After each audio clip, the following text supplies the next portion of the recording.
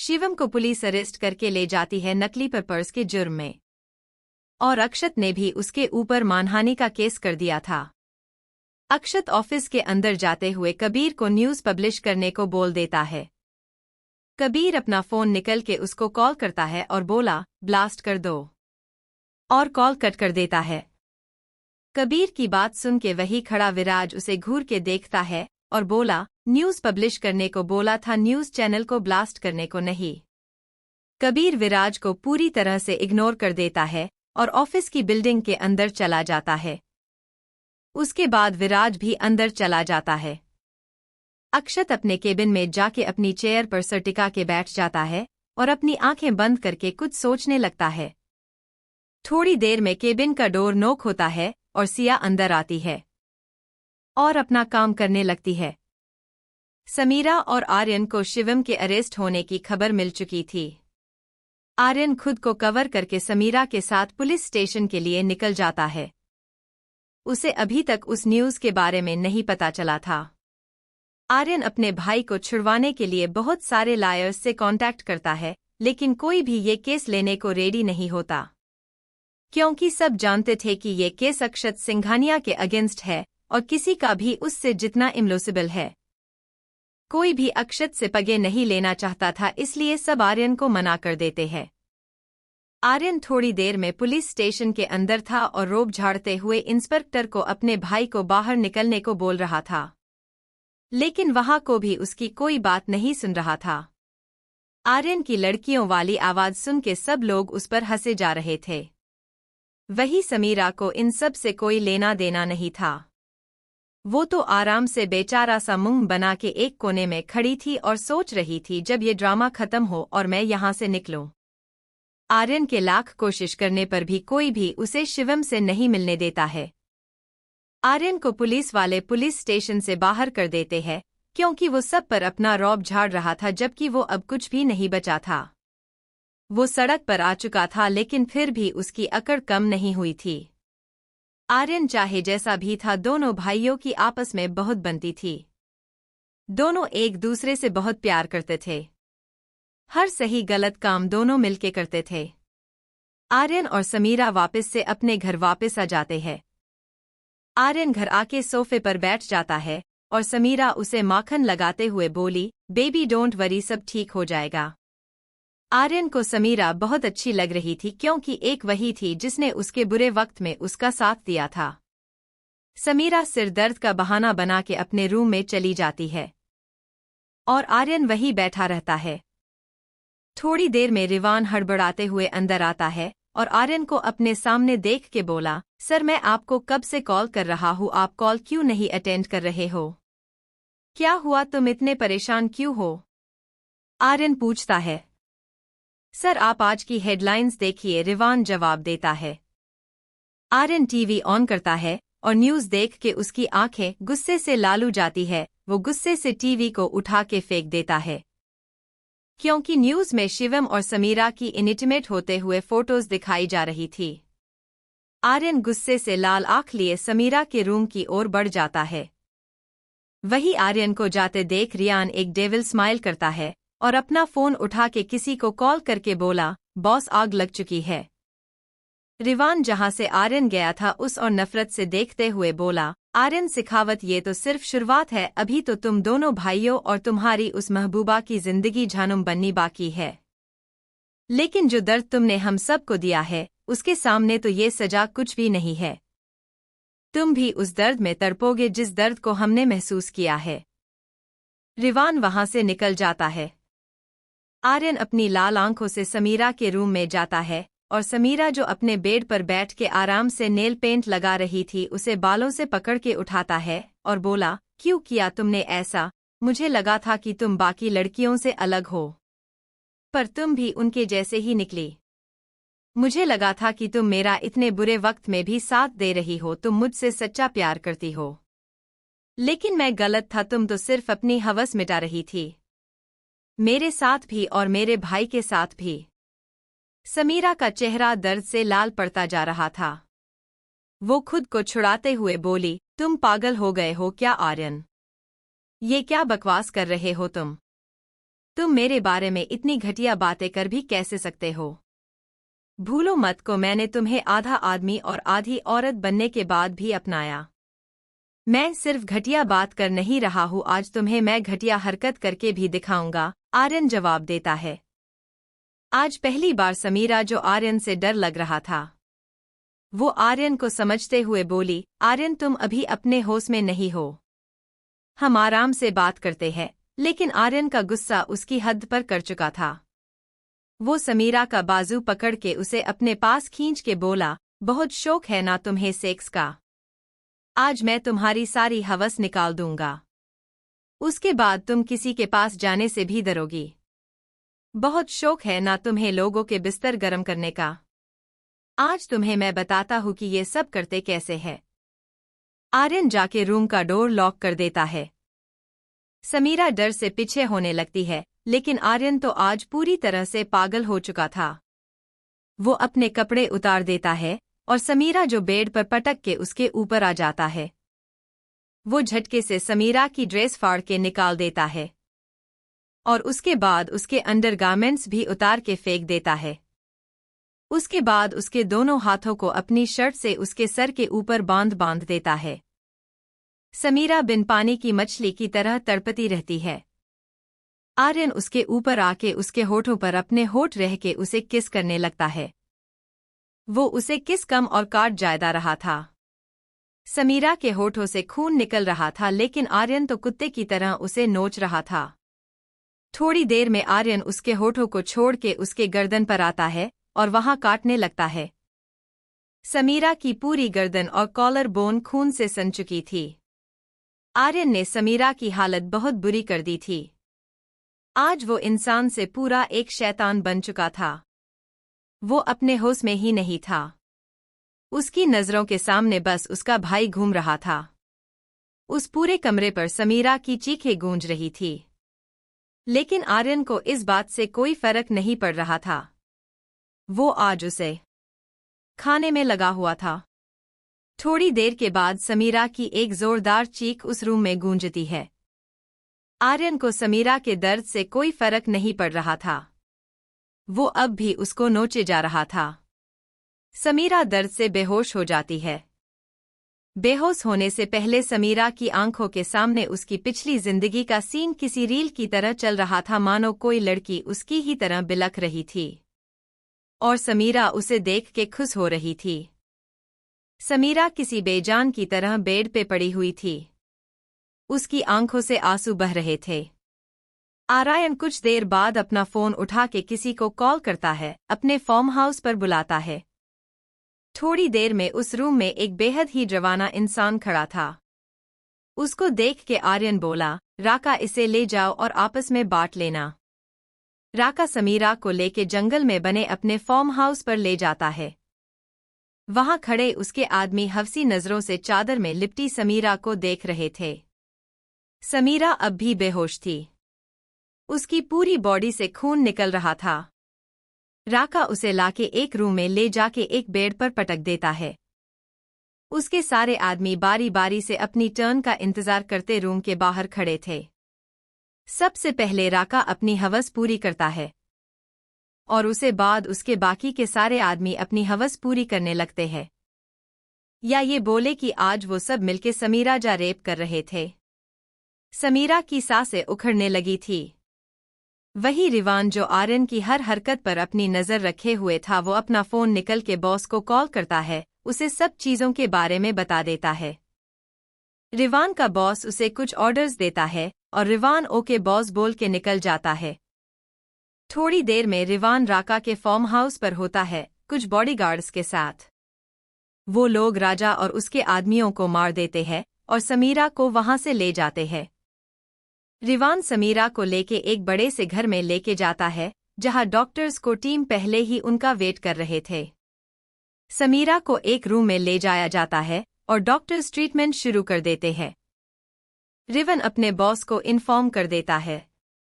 आर्यन समीरा के ऊपर अपना पूरा गुस्सा निकाल देता है। जब उससे भी उसका मन नहीं भरता तो वो समीरा को अपने आदमियों के हवाले कर देता है।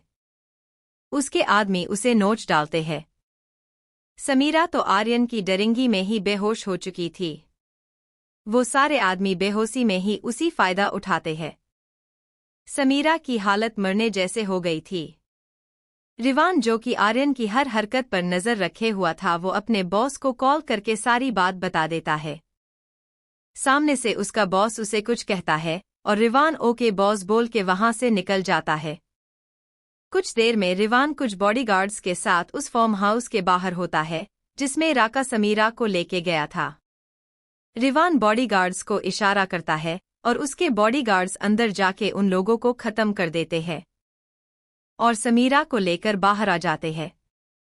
समीरा को देख के एक पल को रिवान की भी आंखें नम हो जाती है, लेकिन वो कुछ सोच के फिर से अपने फेस पर खतरनाक एक्सप्रेशन ले आता है और बॉडीगार्ड्स के साथ वहां से निकल जाता है।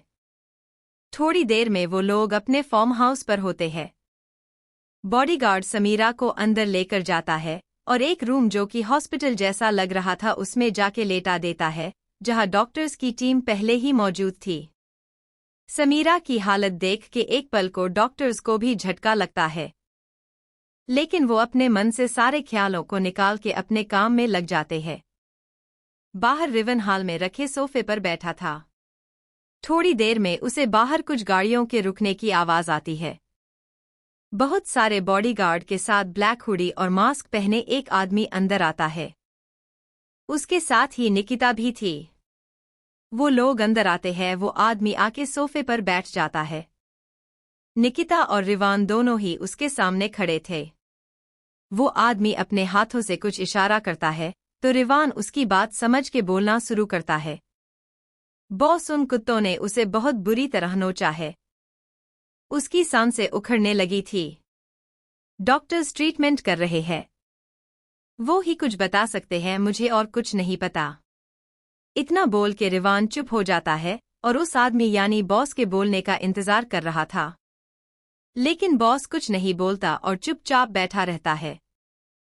कुछ देर के बाद डॉक्टर्स उस रूम से बाहर आते हैं और बोलते हैं, सर, उनकी कंडीशन काफी क्रिटिकल है। बचने के चांस बिल्कुल कम है। शायद अब वो खुद ही नहीं जीना चाहती है। वो कोई रिस्पॉन्स नहीं कर रही है। बाकी वो फ्यूचर में कभी मां नहीं बन पाएंगी, क्योंकि एक साथ इतने सारे लोगों के उनके साथ ये सब करने से उनकी बॉडी में इन्फेक्शन हो गया था, तो हम उनकी बच्चादानी को निकालना पड़ा। बाकी उन्हें अभी तक होश आया नहीं, पता नहीं वो कब उठे। इतना बोल के डॉक्टर चुप हो जाती है। बॉस अपनी जगह से खड़ा हो जाता है और डॉक्टर के सामने जाके अपनी कोल्ड वॉइस में बोला, जो करना पड़े वो कीजिए, लेकिन उसे होश में लाइए। जब तक वो ठीक नहीं हो जाती आप सब भी अपने घर नहीं जाएंगे। इतना बोल के बॉस वहां से निकल जाता है, निकिता और रिवान को हैरान परेशान छोड़ के। बॉस के जाने के बाद रिवान निकिता की ओर मुड़ के बोला, दी यार, ये बॉस को हो क्या गया है, क्यों बचाया है उन्होंने इस चुड़ैल को? मार जाने दिया होता इसे, तभी उसकी आत्मा को शांति मिलती। रिवान की बात सुन के निकिता बोली, छोटे, तू अपने इस नाजुक से दिमाग पर इतना जोर मत डाल, तुझे तो बॉस का पता ही है ना, पता नहीं उनके दिमाग में क्या चलता रहता है। वहीं दूसरी ओर सिंघानिया पैलेस में कोहराम मचा हुआ था, क्योंकि कबीर और विराज ने पूरा घर सिर पर उठा रखा था। घर के सभी लोगों के तोते उड़े हुए थे, क्योंकि कबीर ने जो किया था उसके बाद विराज ने भी अपना सामान प्रिया के रूम में अपना सामान शिफ्ट कर दिया था, लेकिन प्रिया ने उसे लात मार के अपने रूम से बाहर निकाल दिया था। उन दोनों के बीच वर्ल्ड वॉर 3 चल रहा था, जो कि कुछ इस तरह से था। प्रिया विराज को गुस्से से अपने रूम से बाहर निकलते हुए बोली, बदबूदार गैंडे, अगर तुमने एक और बार मेरे रूम में कदम रखा ना तो मैं तुम्हारी टांगे तोड़ दूंगी, और अगर फिर भी तुम्हारा मन नहीं भरा तो तुम्हारे इस सिंग को तोड़ के तुम्हारे पिछवाड़े में घुसा दूंगी। एक तुम एक वो, तुम्हारा पागल खाने से भागा हुआ यार, तुम दोनों ने मिलके मेरा और मेरी बहन का जीना हराम कर रखा है। प्रिया की बात सुन के सब लोग अपने मुंह पर हाथ रख के हंसने लगते हैं। हमेशा मुंह बंद करके रखने वाले अक्षत के फेस पर भी एक लंबी चौड़ी स्माइल थी। प्रिया की बात सुन के विराज को भी गुस्सा आता है और वो जबरदस्ती प्रिया के रूम में जाती हुए बोला, तुम्हारी इतनी हिम्मत कि तुम मुझे इस रूम से बाहर निकलेगी और मेरे हाथ पैर भी तोड़ोगी? तुमने क्या मुझे लैला समझ रखा है, जो हाथ में चूड़ी पहन के ताटिंग दिन धा करता रहूंगा? तुम तो सिर्फ मेरे पैर तोड़ोगी, मैं तुम्हें पूरा तोड़ूंगा। सिर्फ तोड़ूंगा नहीं, बल्कि निचोड़ूंगा। वो भी बिस्तर पर, और फिर हंसते हुए उसे एक आंख मार देता है। प्रिया विराज की बेशर्मी भरी बातें सुन के शर्म से लाल हो जाती है, क्योंकि सभी घर वाले आंखें बड़ी बड़ी करके विराज की बेशर्मी देख रहे थे। मैं क्या कोई नींबू हूँ या फिर गिला कपड़ा जो तुम मुझे निचोड़ोगे? खुद को कभी आईने में देखा है तुमने? चूसे हुए गन्ने लगते हो। प्रिया गुस्से से बोली। अगर मैं चूसा हुआ गन्ना हूं तो तुम भी धूप में सूखी हुई मेंढक नजर आती हो जो पूरे दिन टर टर करती रहती है। विराज बोला। प्रिया कुछ बोलने को होती है कि उसे से पहले ही कबीर उन दोनों को चिल्ला के चुप करवा देता है और बोला, अगर अब तुम दोनों ने एक भी वर्ड और बोला ना तो मैं तुम दोनों को सच में तालाब में छोड़ आऊंगा, फिर करते रहना टर टर। उसके बाद कबीर संध्या की ओर मुड़ता है और बोला, और तुम इतनी देर से चुप क्यों हो? तुमने साली साहिबा से लड़ाई क्यों नहीं की मेरे लिए?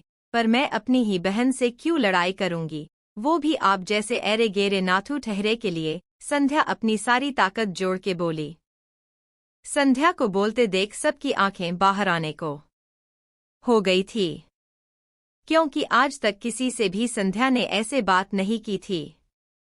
पहली बात तो ये जाने मन कि मैं कोई ऐरा गेरा इंसान नहीं हूं, मैं the famous surgeon Kabir Malhotra हूं, और तुम्हारा होने वाला पति और तुम्हारे फ्यूचर में होने वाले बच्चों का हो चुका बाप। और दूसरी बात ये कि तुम्हारी बहन ये बोल रही है कि मैं तुम्हें परेशान करता हूं, तो एक अच्छी वाइफ को तरह अपना फर्ज निभाओ और अपनी बहन से जाके लड़ो मेरे लिए।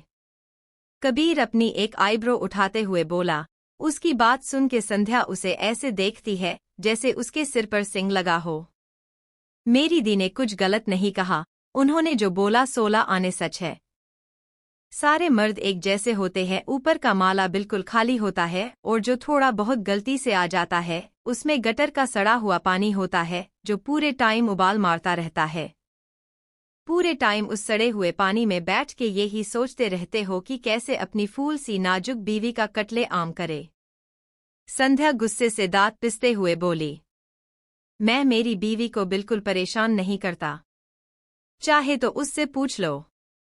अक्षत वर्ल्ड वॉर में कूदते हुए बोला। अब इसको कौन समझाए कि उसकी भेस भी पानी में जा चुकी है। अक्षत की बात सुन के सब लोग सिया की ओर देखने लगते हैं, जो गुस्से से अक्षत को घूरे जा रही थी। तुम तो ब्रह्मा जी की आंख के तारे हो, डेली सोप की संस्कारी बहू हो जो पूरा दिन सिर पर 52 गज का घूंघट लेके जी मम्मी जी करती रहती है। सिया अपनी आंखें छोटी करके बोली। अक्षत आंखें फाड़े उसे देखता है जैसे बोल रहा हो मैंने किया क्या है। सिया अक्षत की बात समझ के उसके पास जाके बोली, अपनी इन जल्लाद सी आंखों से किसी और को डराना मुझे नहीं, डरती नहीं हूं मैं तुम्हारी इन मटर सी आंखों से। पूरा दिन तो मिक्सी की तरह बजते रहते हो। पूरा दिन मैं 1 घंटे में तुम्हें सूली पर लटका दूंगा, 2 घंटे में तुम्हें ओवन में पका दूंगा, 4 घंटे में अनारकली बना दूंगा। अरे कंफ्यूजिंग इंसान, पहले तुम डिसाइड क्यों नहीं कर लेते हो कि तुम्हें मेरे साथ करना क्या है। एफिल टावर जितनी हाइट ले रखी है कि बात करने के लिए भी सीढ़ियां लगानी पड़ती हाई। मैं तुम्हें पहली और आखिरी बार समझा रही हूँ, सुधर जाओ नहीं तो उसी मिक्सी में डाल के तुम्हें पीस डालूंगी और गुब्बारे में डाल के हवा में फुस कर दूंगी। सिया इस लंबी चौड़ी स्पीच के बाद एक गहरी सांस लेती है और अक्षत को घूरते हुए वहां से चली जाती है। वही अक्षत अपनी आंखें बड़ी बड़ी करके देखता रहता है कि आज उसकी क्यूट लिटिल वाइफ सबके सामने उसका भजिया तल गई। सिया के साथ साथ संध्या और प्रिया भी निकल जाती है। वही सारे लड़के अपनी प्यारी प्यारी प्रेमिकाओं को जाते हुए देखने के अलावा और कुछ नहीं कर पाते हैं। वही बाकी सारे घरवाले हंसते हुए उन तीनों को ऑल द बेस्ट बोल के वहां से निकल जाते हैं। तीनों का ही दिमाग सुन्न हो चुका था। थोड़ी देर में वो उस ट्रॉमा से बाहर आते हैं तो कबीर और अक्षत दोनों ही विराज को खा जाने वाली नजरों से घूर रहे थे, जैसे बोल रहे हो गैंडे आज तो हम तेरा खून पी जाएंगे। विराज उन दोनों की जलती निगाहों को खुद पर महसूस करके खुद को बचाने के इरादे से बोला, अगर तुम दोनों ने मुझे हाथ भी लगाया तो मैं तुम दोनों को श्राप दे दूंगा और तुम्हारे जो बेबी होंगे ना उनकी आवाज कौवे जैसे हो जाएगी। विराज की बात सुन के कबीर और अक्षत एक दूसरे की ओर देखते हैं और उस पर टूट पड़ते हैं।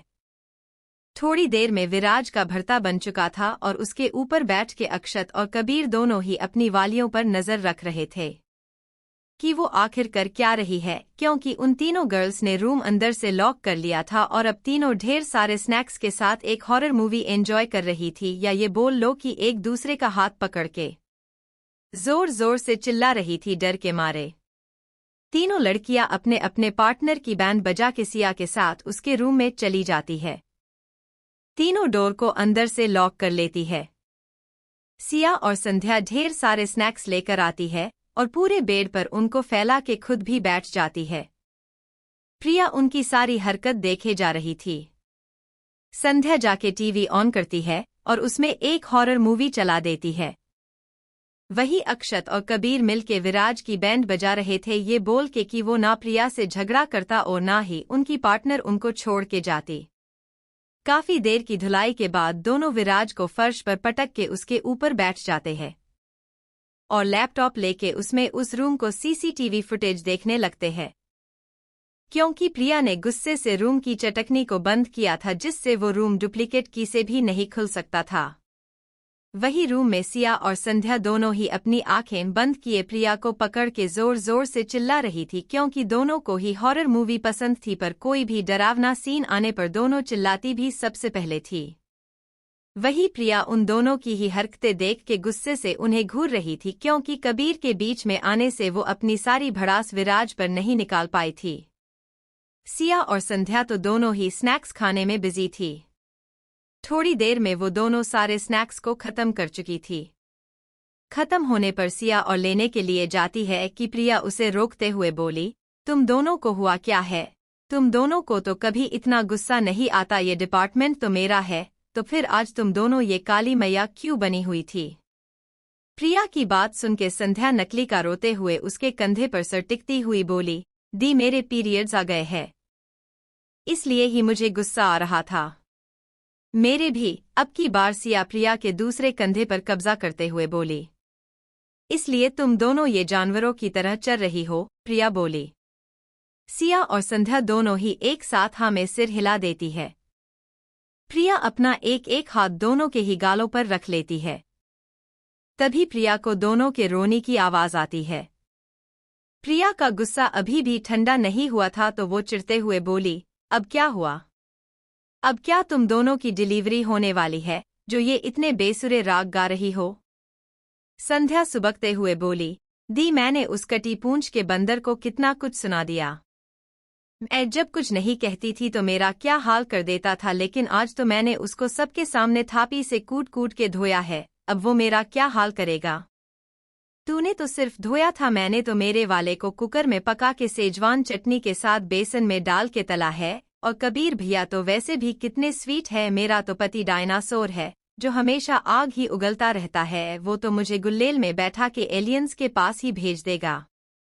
सिया बोली, वो दोनों यहाँ बैठ के अपनी अपनी सब्जी उगा रही थी।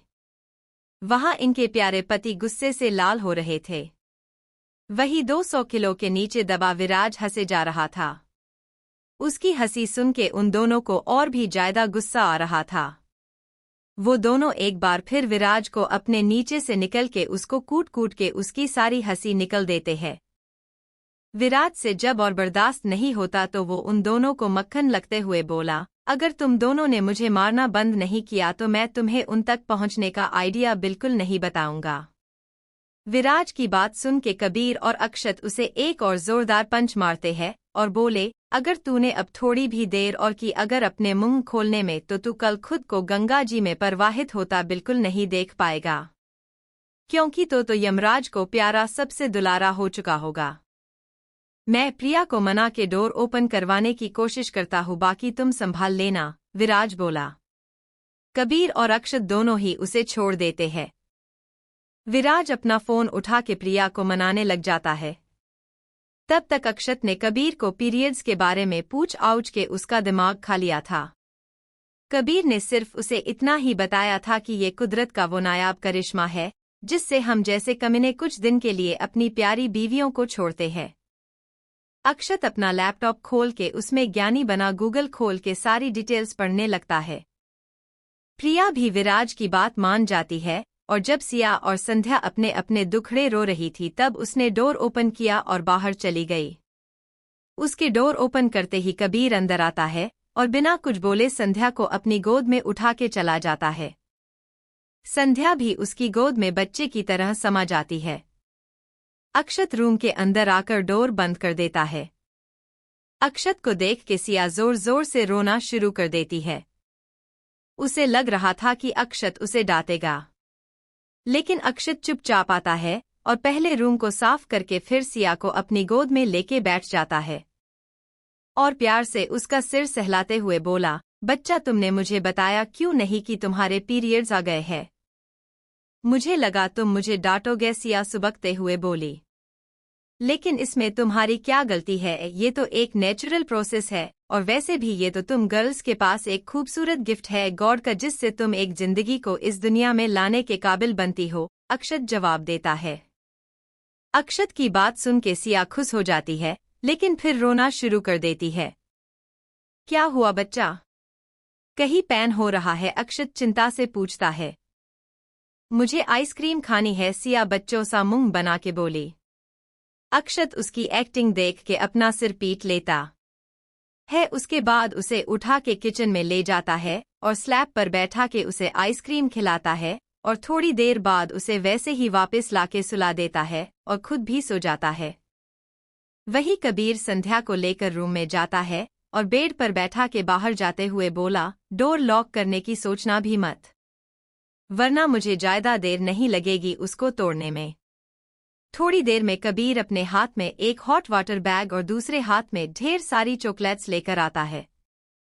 उसकी कारें देख के संध्या की भी आंखें नम हो जाती है। कबीर उसे लिटा के उसके पास बैठ जाता है और उसके पेट पर हॉट वाटर बैग रख के सिकाई करने लगता है और साथ ही संध्या को चॉकलेट्स भी खिलाता है, जिससे उसे काफी रिलीफ मिल रहा था, क्योंकि उसके लिए ये दिन काफी पर नफल होते हैं। थोड़ी देर में संध्या को नींद आने लगती है तो वो कबीर को भी सोने को बोल देती है। कबीर सोफे की ओर जाने लगता है कि संध्या उसका हाथ पकड़ के उसे रोकते हुए बोली, आप भी यही सो जाइए। संध्या की बात सुन के कबीर के फेस पर मुस्कुराहट आ जाती है, लेकिन वो संध्या को छेड़ते हुए बोला, अगर सुबह को तुम प्रेग्नेंट हो जाओ तो मुझे दोष मत देना। एमआर कबीर मल्होत्रा, इतना ओवर कॉन्फिडेंस अच्छा नहीं होता। बाप बनी के लिए आपको बहुत मेहनत करनी पड़ेगी, संध्या जवाब देती है। कबीर आंखें फाड़े उसे देखता है, फिर उसकी साइड पर लेटते हुए बोला, वो तो शादी के बाद ही पता चलेगा तुम्हें, अभी जितना सोना है सो लो आराम से, क्योंकि मुझे नहीं लगता कि तुम हमारी शादी के बाद कभी चैन से सो पाओगी। थोड़ी देर में वो दोनों भी नींद के आगोश में चले जाते हैं।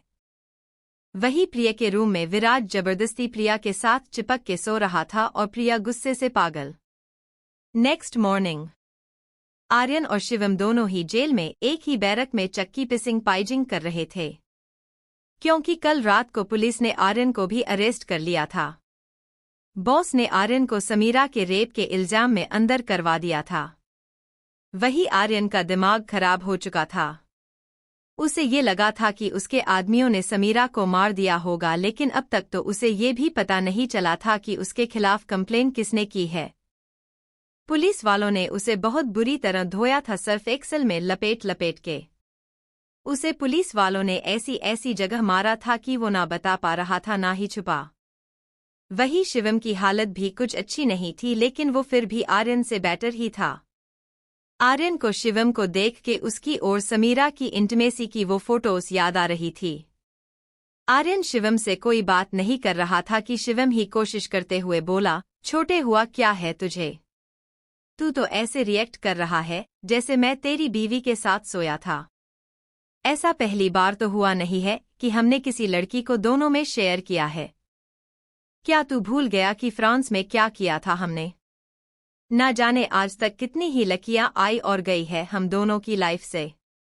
पर भाई मैं शायद उसे पसंद करने लगा था, आर्यन बोला। कोई नहीं छोटे, तू फिक्र मत कर। एक बार हम दोनों यहाँ से निकल जाए, फिर एक बार तू उस सिंघानिया की बीवी से तो मिल ले। तेरे अंदर की सारी भड़ास निकाल जाएगी। साली इतनी हॉट है कि उसको देख के ही किसी की भी पेंट गीली हो जाए। शिवम बेशर्मी से बोला। पर हम यह से निकलेंगे कैसे? आर्यन पूछता है। अब तक हम दोनों के यह होने की खबर हमारे पिताश्री को मिल चुकी होगी और मुझे नहीं लगता वो हमें ज्यादा देर तक यह रहने देंगे। वो आते ही होंगे, शिवम मुस्कुराते हुए बोला। वही एयरपोर्ट पर एक 50-55 साल का आदमी अपने मुंह में सिगार लिए और अपने हाथों को एक नाजुक काली की कमर पर रखे बाहर आ रहा था। उसकी शकल से ही पता चल रहा था कि वो किस टाइप का इंसान है। वो आदमी अपनी कार में बैठ जाता है और उस लड़की को खींच के अपनी गोद में बैठा के ड्राइवर के सामने ही उस लड़की के साथ इंटीमेट होने लगता है। थोड़ी देर में वो कार एक घर के बाहर रुकती है जिसकी नेम प्लेट पर लिखा था जानू हाउस। वो आदमी लड़की को अपनी बाहों में उठाए ही अंदर चला जाता है और एक रूम में ले जाके फिर से उसके साथ इंटीमेट होने लगता है। लो भाई, एक और कामिनी की एंट्री हो चुकी है। ये तो पूरे रास्ते ही गुल खिलाते आए हैं। विशाल मल्होत्रा इंडिया वापस आता है अपने दोनों लाल पिलों को जेल से निकलवाने और जिसने भी उनके साथ ये सब किया उसका बदला लेने। वो सीधा एयरपोर्ट से जानू हाउस आ जाता है जो कि उसकी वाइफ के नाम पर था। विशाल को अपनी वाइफ से कोई मतलब नहीं था, उसे तो सिर्फ उसकी बॉडी से प्यार था। वो सिर्फ हवस का पुजारी था। उसके इसी पागलपन ने उसकी वाइफ की जान ले ली थी। वो दिन रात अपनी वाइफ को परेशान करता था, यह तक कि बाहर होटल में जाके भी रोज किसी न किसी लड़की के साथ इंटीमेट होता था। वो सिर्फ अपनी हवस मिटाने के लिए अपनी वाइफ के साथ था। उसकी वाइफ अब इस दुनिया में नहीं थी।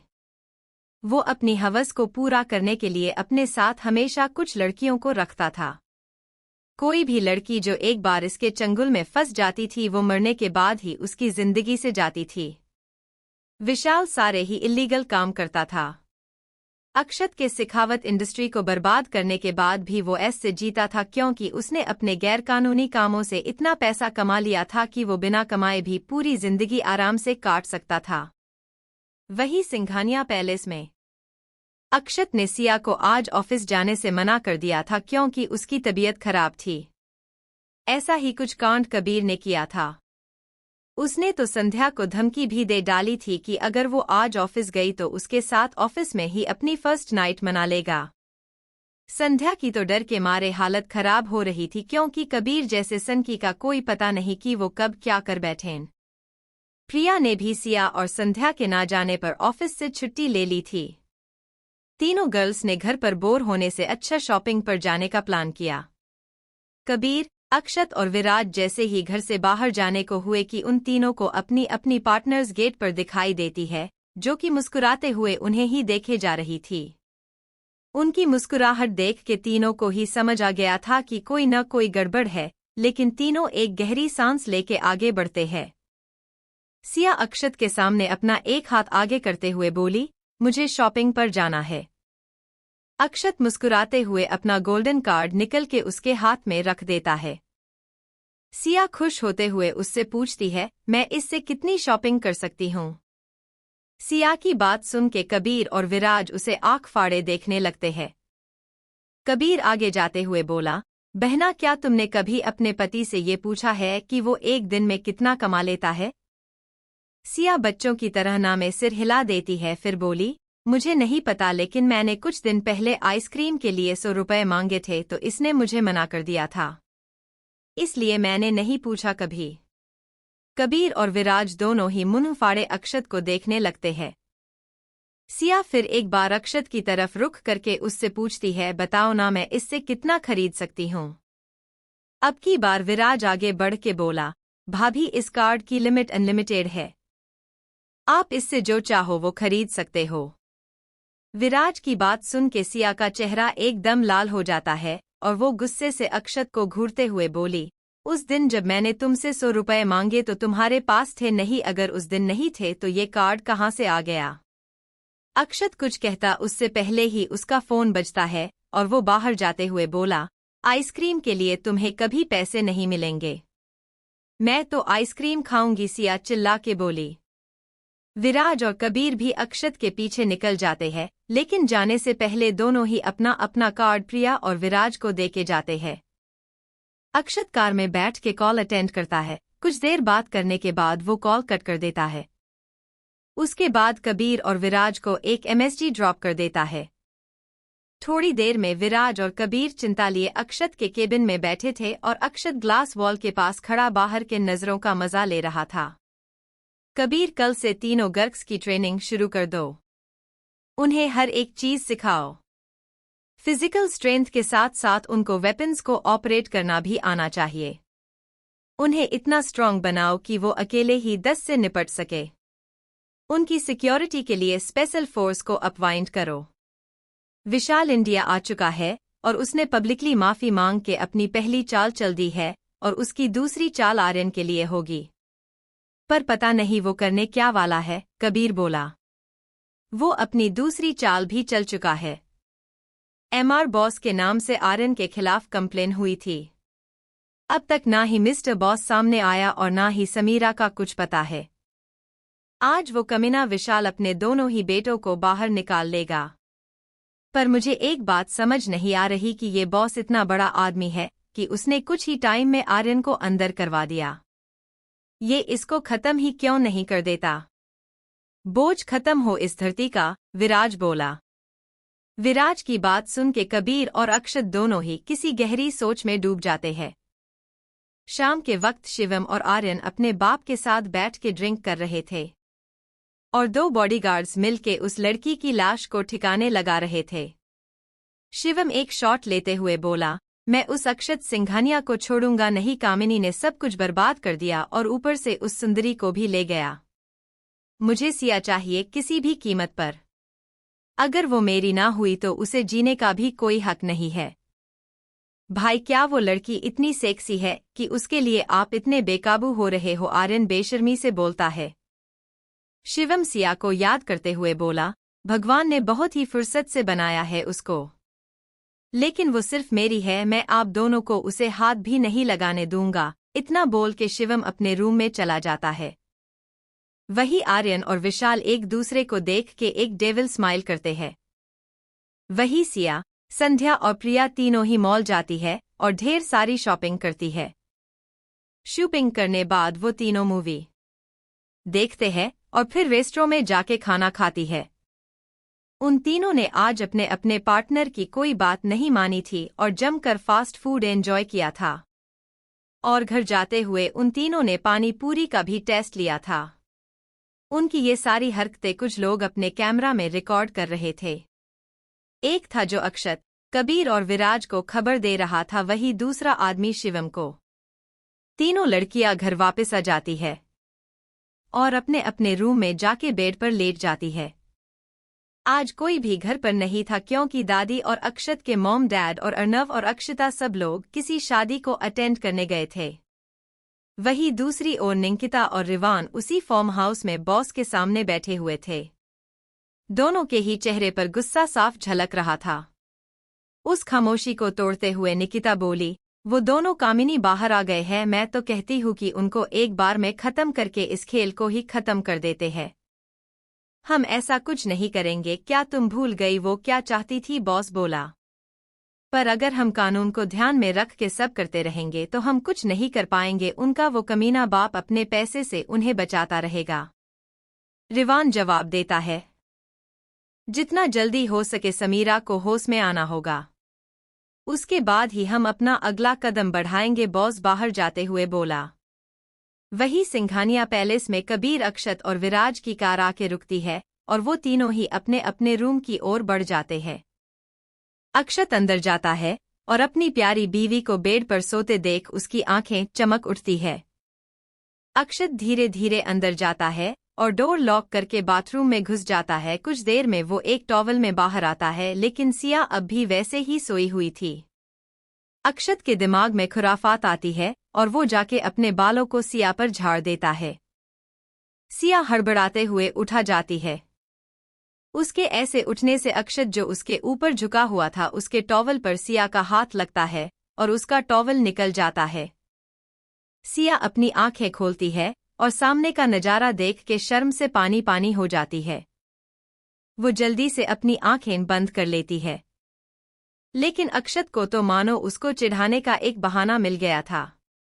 वो अपना टॉवल नहीं उठाता लेकिन सिया पर झुक के उसके कान में बोला, बीवी तुम तो ऐसे शर्मा रही हो जैसे इसे पहली बार देख रही हो। सिया का मन कर रहा था वो अक्षत को अच्छे से कुटे। अक्षत खुद को सिया पर छोड़ देता है और उसे फिर से बेड पर लिटा के उसके ऊपर आके उसके होठों को किस करने लगता है। सिया ने अभी भी अपनी आंखें बंद कर रखी थी। अक्षत उसे देख के बोला, बेबी अपनी आंखें खोलो। सिया जल्दी से ना में सिर हिला देती है।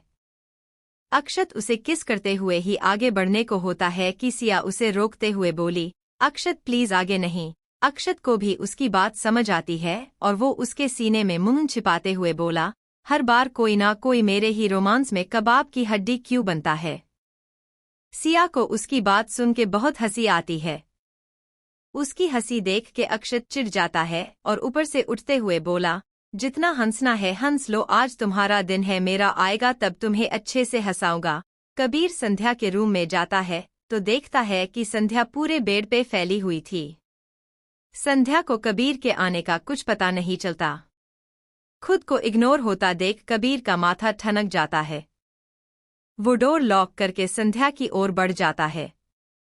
संध्या के पास जाके वो उसे गोद में उठा लेता है और सीधा बाथरूम में चला जाता है।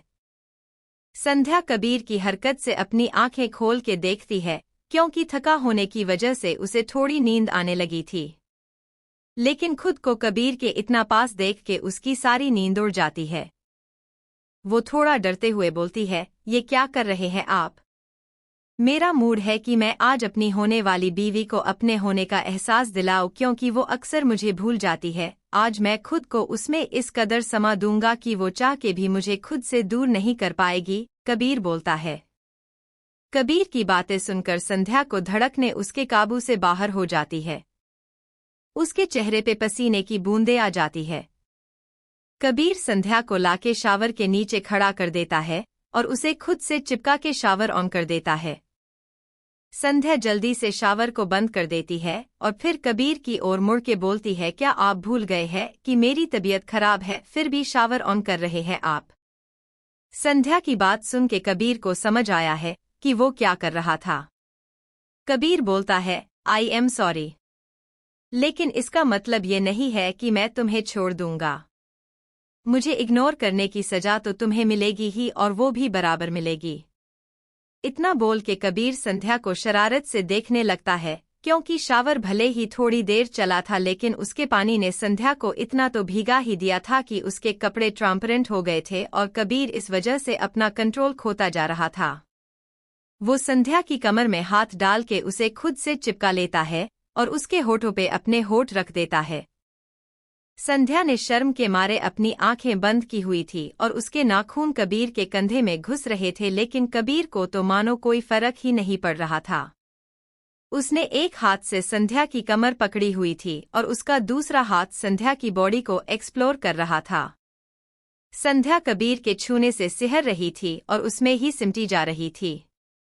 एक लॉन्ग डीप पैशनेट किस के बाद कबीर उसके होठों को छोड़ देता है लेकिन उसे खुद से दूर नहीं करता।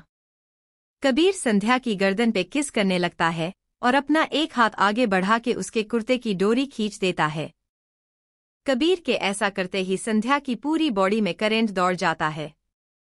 उसकी पकड़ कबीर के कंधों पे कस जाती है। कबीर धीरे धीरे संध्या के कुर्ते को उसके कंधों से नीचे सरका देता है और उसके कंधों पे किस करने लगता है। कबीर के हर एक मूवी से संध्या मदहोश हो रही थी, वही कबीर तो अब तक अपना पूरा कंट्रोल खो चुका था। कबीर आगे बढ़ के संध्या का कुर्ता उतार देता है।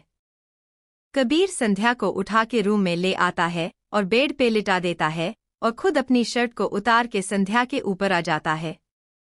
संध्या खुद को अपने हाथों से कवर करने की कोशिश करती है। उसकी हरकत देख के कबीर मुस्कुरा देता है। कबीर संध्या के दोनों हाथों को पकड़ के हटा देता है कि संध्या शर्मा के मारे पलट जाती है। कबीर उसकी पीठ पे किस करने लगता है। उसके बाद अपने दांतों से ही उसकी ब्रा के हुक खोल देता है। कबीर के ऐसा करते ही संध्या की पकड़ पिलो पे कस जाती है। कबीर संध्या को पलट देता है और उसकी ब्रा को निकल के फेंक देता है। कबीर संध्या के ब्रेस्ट पे टूट पड़ता है। वो संध्या की एक ब्रेस्ट को मुंह में भर के काट लेता है कि संध्या की दर्द से आह निकल जाती है। कबीर नीचे की ओर बढ़ता है और उसके पेट पे लव बाइट्स देने लगता है और अपना हाथ बढ़ा के उसके प्लाजो को निकल देता है। कबीर आगे बढ़ने को होता है कि संध्या उसे रोकते हुए बोलती है, कबीर प्लीज आगे नहीं। कबीर को होश आता है कि वो क्या कर रहा है। वो जल्दी से संध्या के ऊपर से उठ जाता है और उसे सॉरी बोलते हुए बाथरूम में घुस जाता है। कबीर शावर के नीचे खड़े होके खुद को कंट्रोल करने लगता है। वही संध्या जल्दी से अपने लिए कपड़े निकाल के चेंज कर लेती है। वही प्रिया के रूम में विराज गुस्से से ज्वालामुखी बन के प्रिया के पास जाता है, क्योंकि विराज ने उसे आज दिन में काफी कॉल्स किए थे, लेकिन प्रिया ने एक भी कॉल का जवाब नहीं दिया क्योंकि उसने फोन साइलेंट कर दिया था और उसे पता ही नहीं चलता कॉल आने का। लेकिन विराज जैसे ही अंदर जाता है प्रिया को देख के वही जम जाता है। लेकिन विराज को वहां देख के प्रिया की चीख निकल जाती है, लेकिन रूम साउंड प्रूफ होने की वजह से उसकी आवाज सिर्फ विराज को ही सुनाई देती है। हुआ ये था कि प्रिया अभी अभी शावर लेकर आई थी और उसने सिर्फ टॉवल पहन रखा था और वो अपने कपड़े पहनने के लिए उस टॉवल को निकल ही रही थी।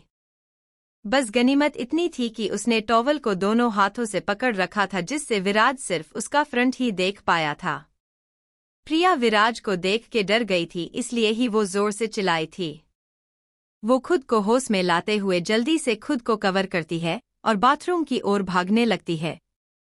लेकिन उससे पहले ही विराज जल्दी से आगे बढ़ के उसकी कमर पकड़ और उसे खींच लेता है, क्योंकि प्रिया को सिर्फ देखने से ही विराज का लोअर पार्ट हार्ड हो गया था और वो खुद को कंट्रोल नहीं कर पा रहा था। प्रिया विराज को खुद से दूर करने की कोशिश करती है, लेकिन विराज और भी कस के उसे पकड़ लेता है और उसके कान को होले से अपने होठों से छूते हुए बोलता है, अब आग लगा दी है तो बुझा के भी जाओ। इतना बोल के विराज उसे अपनी गोद में उठा लेता है और बेड पे लिटा देता है। विराज प्रिया के ऊपर आ जाता है और उसे किस करने लगता है। पहले उसकी दोनों आंखों को, फिर उसके दोनों गालों को और फिर उसकी नाक पे किस करता हुआ वो उसके होठों पे किस करने लगता है। प्रिया भी विराज का साथ देने लगती है और उसके बालों को सहलाने लगती है। कबीर धीरे धीरे नीचे बढ़ता है और उसके कॉलर बोन पे किस करने लगता है। कबीर थोड़ी देर रुक के एक नज़र प्रिया को देखता है, जैसे उससे परमिशन मांग रहा हो। प्रिया भी अपनी नजरें झुका के उसके अरमानों को हवा दे देती है। कबीर आगे बढ़ के उसके टॉवल को निकल देता है और अपने कपड़े पे उतार देता है। विराज प्रिया के क्लीवेज में किस करता है कि प्रिया चिहुक जाती है। वो अपना हाथ बढ़ा के लाइट्स ऑफ कर देती है। विराज पागलों की तरह प्रिया की बॉडी को किस और लाइव बाइट्स दे रहा था।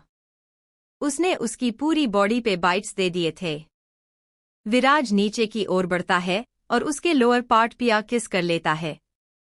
थोड़ी देर में विराज अपनी जीभ से प्रिया के लोअर पार्ट को चाटने लगता है कि प्रिया भी अपने हाथों से उसके सिर को अपने लोअर पार्ट में दबाने लगती है।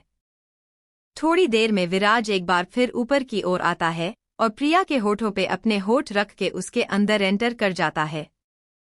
प्रिया की दर्द से चीख निकल जाती है, लेकिन वो उसके मुंह में दब के आरे सिट जाती है।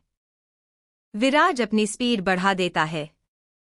थोड़ी देर के बाद वो प्रिया को पलट देता है और एक बार फिर उसके अंदर एंटर करता है। कुछ देर के बाद वो प्रिया को अपने ऊपर बैठा लेता है। प्रिया समझ जाती है कि अब उसकी बारी है। वो अपनी कमर हिलाने लगती है और विराज भी उसका साथ देता है। पूरी रात वो दोनों ऐसे ही अपने प्यार की दुनिया में खोए रहते हैं। शुभ के 5 बजे वो दोनों उसी चादर में लिपट के सो जाते हैं।